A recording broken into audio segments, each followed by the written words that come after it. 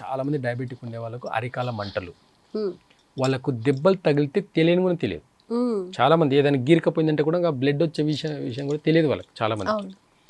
ఏమవుతుంది అంటే ఈ డయాబెటిక్ అనేది షుగర్ బాడీలో ఎక్కువైపోయి లివర్ని దెబ్బతీస్తుంది. ఓకే.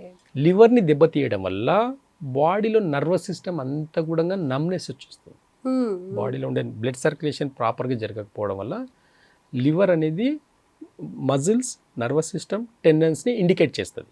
ఈ మూడింటిని ఆపరేట్ చేస్తుంది. ఓకే, లివర్ ఎప్పుడైతే ఇన్బ్యాలెన్స్ అవుతుందో, ఈ లివర్ ఇన్బ్యాలెన్స్ అవ్వడం వల్ల ఒకటి ఫస్ట్ ప్రధానంగా ఇండైజెషన్ ప్రాబ్లం వస్తుంది. ఈ ఇండైజెషన్ వల్ల ఏమవుతుందంటే షుగర్ లెవెల్స్ చాలా ఫ్లెక్చులేట్ అవుతాయి, అంటే ఎక్కువ తక్కువ చాలా అవుతాయి అన్నమాట. లివర్కి సంబంధించిన చాలా రకాల డిసీజెస్ వస్తాయి.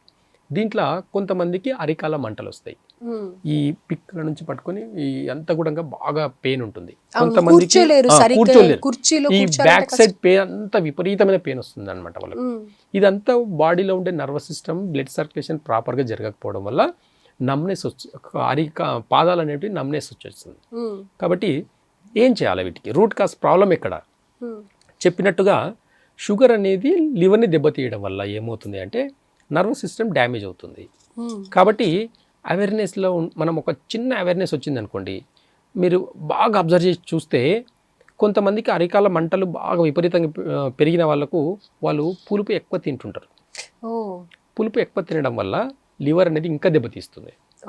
అక్కడ షుగర్ ఎక్కువైపోతుంది, ప్లస్ ఇండైజెషన్ ప్రాబ్లం అవుతుంది, తిన్న ఫుడ్ ప్రాపర్గా పేయకంటదు, ప్లస్ దాంతోపాటు నర్వస్ సిస్టమ్ అంతా స్లోగా డ్యామేజ్ అవుతుంది. ఈ డ్యామేజ్ అవ్వడం వల్ల ఏమవుతుందంటే అక్కడ బ్లడ్ కూడా ప్రాపర్గా సర్క్యులేషన్ అనేది ఉండదు.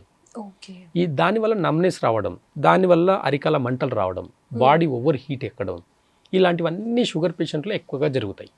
కాబట్టి లివర్ని సరి చేసుకుంటే ఈ అరికాల మంటలన్నిటివి ప్రాపర్, అంటే రూట్ కాజ్ నుంచి తగ్గాలనుకుంటే లివర్ని సరి చేసుకోవాలి.